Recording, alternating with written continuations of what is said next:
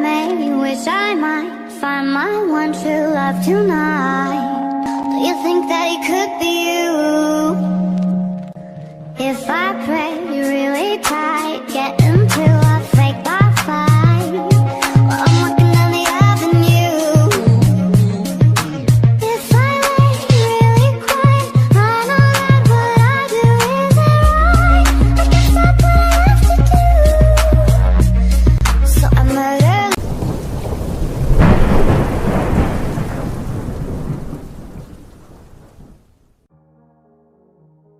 Je n'ai pas beaucoup de souvenirs de mon enfance, à part le fait qu'elle n'avait pas été des plus heureuses. Mes parents se disputaient constamment, et moi, je me sentais comme le fardeau pour lequel ils restaient dans cette relation toxique.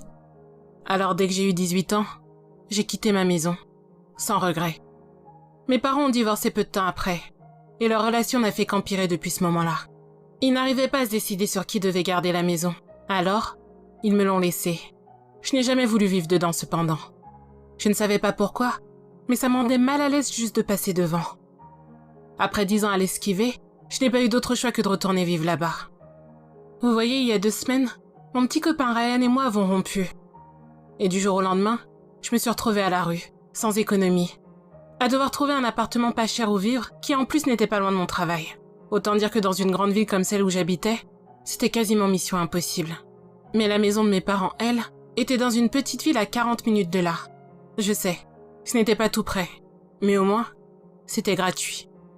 Le jour où je suis revenue dans la maison, j'ai été étonnée de voir qu'à part une couche de poussière, tout avait l'air d'être en bon état. Elle était exactement comme je m'en rappelais. Tout était à sa place. Pour la première nuit, il fallait en priorité que j'ai un endroit où dormir. Alors j'ai décidé de commencer par nettoyer mon ancienne chambre. Je ne me réjouissais pas de dormir là-dedans, mais ça allait faire l'affaire pour une soirée. J'ai passé la porte sur laquelle il y avait encore écrit « Chambre d'Olivia » à l'intérieur d'une grosse étoile dorée, et une vague de tristesse et de peur m'a envahi. À ce moment-là, je me suis dit que ma chambre était l'endroit où je me cachais quand mes parents se disputaient. Alors, je n'y ai pas prêté trop d'attention. J'ai commencé à nettoyer, et j'ai débarrassé tous les jouets, toutes les peluches, et toutes les autres choses qui faisaient de cette pièce une chambre d'enfant. D'ailleurs, je pensais vider la maison entière. Je voulais en faire un endroit bien à moi, dans lequel je pourrais créer de nouveaux souvenirs plaisants. Après plusieurs heures de nettoyage, il ne me restait plus qu'à débarrasser ce qu'il y avait sur et sous le lit.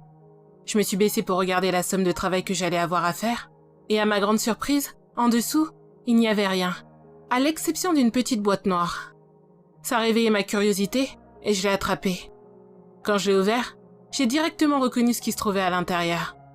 C'était mon journal intime, celui dans lequel j'écrivais tout ce qui se passait quand j'avais 10-11 ans. Depuis que j'étais arrivée dans la maison, c'était la première chose qui m'avait fait sourire. J'avais hâte de lire tout ce que la jeune version de moi avait à dire et comment elle voyait la vie à cette période-là. Mais j'ai rapidement été déçue. Dedans, il n'y avait que 2 pages remplies. Les pages avant ça avaient été arrachées. Et après, elles étaient toutes vides. J'ai écarquillé les yeux en voyant ce qu'il y avait écrit tout en haut de la première page. Ça disait « 19 preuves qu'il y a un monstre sous mon lit ». J'ai commencé à lire avec beaucoup d'intérêt. Je ne me souvenais pas d'avoir écrit ça. Et encore moins que je pensais qu'il y avait un monstre sous mon lit quand j'étais plus jeune. Je voulais connaître le fin mot de l'histoire. Preuve numéro 1. Je fais toujours en sorte de garder les restes de mon dîner que je pose au pied de mon lit. Je ne l'entends jamais manger, mais le plat est toujours vide quand je me réveille. Preuve numéro 2. Mon père n'arrête pas de dire qu'il n'y a aucun monstre sous mon lit, et qu'à 11 ans, je suis trop vieille pour croire à ce genre de choses. Mais il croit aussi que la terre est plate. Alors vous voyez, je ne peux pas lui faire confiance. Preuve numéro 3. Ma mère a dit que notre chien Lester s'était enfui, mais j'ai trouvé son collier sous mon lit la semaine dernière. J'ai remarqué qu'il y avait des morsures sur la partie en fer où il y avait son nom. Maman s'inquiète facilement, alors j'ai jeté son collier dans la poubelle le matin suivant, quand j'allais à l'école. Preuve numéro 4. La petite fille qui reste debout au pied de mon lit est un fantôme. Quand je suis dans mon lit, la nuit, elle n'arrête pas de crier. Elle dit quelque chose comme « sors de là », aussi fort que possible. Mais je sais pas si elle est au courant. Aucun son ne sort de sa bouche, mais elle a l'air complètement paniquée. Même si je commence à m'habituer à elle, j'aimerais bien qu'elle arrête de tirer sur ma couette à chaque fois que je commence à dormir. Preuve numéro 5. Tom, un garçon de mon école, m'a dit qu'il me croyait. Tom s'est aussi fait pipi dessus pendant le cours de Madame Martin, quand elle a annoncé qu'il y avait un contrôle surprise. Il a dû porter un vieux short que Madame Martin a trouvé dans la boîte des objets perdus. Même si tout le monde se moque toujours de lui, C'est sympa d'avoir quelqu'un qui me croit. Preuve numéro 6. Papa dit que c'est normal que les hamsters mangent leur bébé quand ils savent qu'ils sont trop faibles pour survivre, que c'est juste la nature, et que je devrais pas être autant affectée par la situation. Mais bien sûr, il dit ça parce qu'il n'a pas vu la longue traînée de liquide gluant qui allait de la cage à mon lit. Preuve numéro 7. Je me suis réveillée au beau milieu de la nuit, parce que j'avais fait un cauchemar. J'ai rêvé que Lester me criait dessus avec la voix d'une petite fille. Quand je me suis réveillée, il était nulle part. Mais bon, c'est aussi la nuit où j'ai trouvé son collier. Preuve numéro 8. Tom m'a dit qu'il y avait aussi un monstre sous son lit. Je lui ai demandé s'il avait trouvé des trucs gluants dans sa chambre ou s'il lui avait déjà laissé de la nourriture. Mais il a répondu qu'il n'avait sûrement rien remarqué parce que c'est sa mère qui nettoie toujours sa chambre. Je ne lui ai pas parlé du fantôme de la petite fille au pied de mon lit. Je ne pense pas que ça ait un rapport avec le monstre. Preuve numéro 9. Le nid d'oiseau qui se trouvait sur l'arbre devant ma fenêtre a disparu la nuit dernière. J'avais ouvert la fenêtre parce que j'avais chaud. Maintenant que j'y repense, ça fait un moment que je n'ai plus entendu d'oiseaux dans notre jardin depuis cette nuit-là. Preuve numéro 10. Je ne sais pas vraiment si ce point est une preuve, mais j'ai entendu ma mère et mon père se disputer sur le fait que je devais aller ou pas voir le psychiatre. Mon père n'arrête pas de crier en disant que je vais m'en remettre et qu'il n'ai pas besoin d'aide médicale. Je ne sais pas vraiment ce qu'il veut dire par m'en remettre, mais peut-être que mon père n'est pas si bête que je le pense. Preuve numéro 11. J'ai fait pipi dans mon lit il y a 2 nuits de ça. Ça faisait 1 an que ça m'était pas arrivé. Je pensais que c'était fini tout ça. Mais j'ai compris pourquoi quand j'ai vu que ma main était recouverte de trucs gluants. Peut-être que ça fonctionne comme quand on met la main de quelqu'un dans de l'eau tiède quand elle dort. Enfin bref, dans tous les cas, j'ai mis les draps dans la machine avant que mes parents ne s'en rendent compte. Et j'ai pulvérisé du parfum sur le lit. Preuve numéro 12. Ma mère m'a dit que je devais pas laisser Madame Piggy, mon hamster, courir librement partout parce qu'elle avait besoin de prendre soin de ses bébés. Si j'avais eu autant de bébés qu'elle, moi, j'aurais vraiment envie de courir partout. Alors j'ai pas écouté maman. Mais j'aurais dû. Preuve numéro 13. Tom m'a dit qu'il a trouvé un liquide gluant à l'extérieur de sa fenêtre. Je lui ai dit que ça voulait dire qu'il n'y avait pas de monstre sous son lit, vu que c'était à l'extérieur. Et bien sûr, qu'il avait pas à s'inquiéter. Mais ce que je lui avais pas dit, c'est que j'avais laissé ma fenêtre ouverte et que mon monstre s'était sûrement échappé. Preuve numéro 14. Je ne savais pas quoi faire des bébés de Miss Peggy. Alors, j'ai laissé leur cage ouverte pendant la nuit. Ils n'étaient plus là quand je me suis réveillée. Je pense qu'ils sont mieux là où ils sont. Preuve numéro 15. Ça fait plusieurs jours que je n'ai pas vu Tom à l'école. C'est bizarre. Je commence à m'inquiéter. Preuve numéro 16. Papa et maman se sont disputés tellement longtemps que maman n'a même pas préparé le dîner. J'avais trop peur d'essayer de les arrêter. Alors j'ai attrapé quelque chose à manger et je suis juste montée dans ma chambre. J'espère vraiment que le monstre aime les brocolis et les asperges. Preuve numéro 17. Vu le bruit que le monstre a fait hier soir, on dirait bien qu'il aime pas les légumes. J'ai dû tout nettoyer rapidement avant d'aller à l'école. Preuve numéro 18. Tom n'est toujours pas revenu en cours.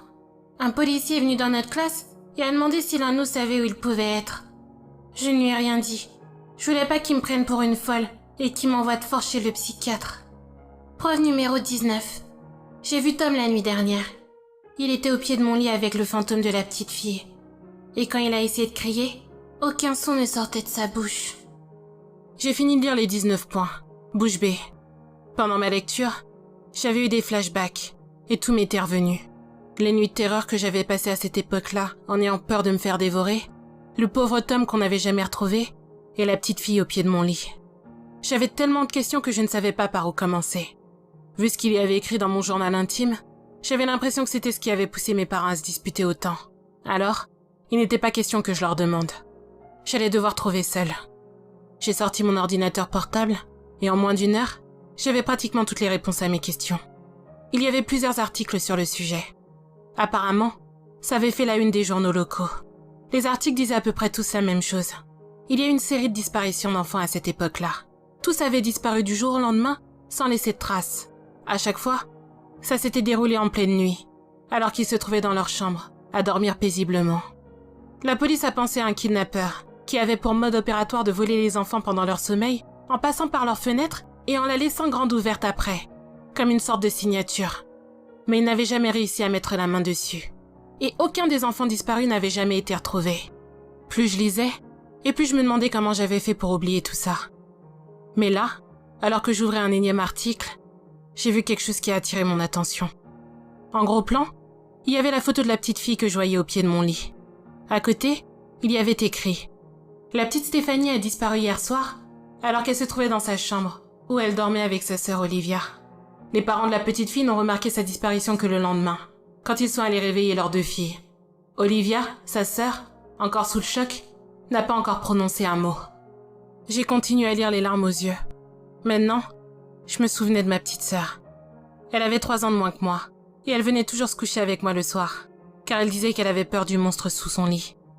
Elle était tellement mignonne que je ne lui disais jamais non. On était inséparables. Maintenant, je me doutais que la raison pour laquelle je ne me souvenais pratiquement pas de mon enfance, c'était sûrement parce que mon esprit d'enfant avait décidé de tout refouler, et que j'avais inventé cette histoire de monstre pour rendre la disparition de ma sœur et de mon ami Thomas plus compréhensible. Tout s'expliquait. Le comportement de mes parents, mes terreurs nocturnes, et le fait que je n'aimais pas cette maison. Je suis restée plusieurs heures, couchée à regarder le plafond, à essayer de me remémorer les souvenirs que j'avais eus avec Tom et Stéphanie. J'ai fini par m'endormir en pleurant, la main sur l'écran de mon PC, où se trouvait encore la photo de ma petite sœur, encore bouleversée de tout ce que je venais d'apprendre. En me réveillant, j'ai trouvé la fenêtre de ma chambre grande ouverte. Et sur ma main, il y avait du liquide gluant. Comme vous pouvez le deviner, je suis partie le plus vite possible. Et j'ai directement mis la maison en vente.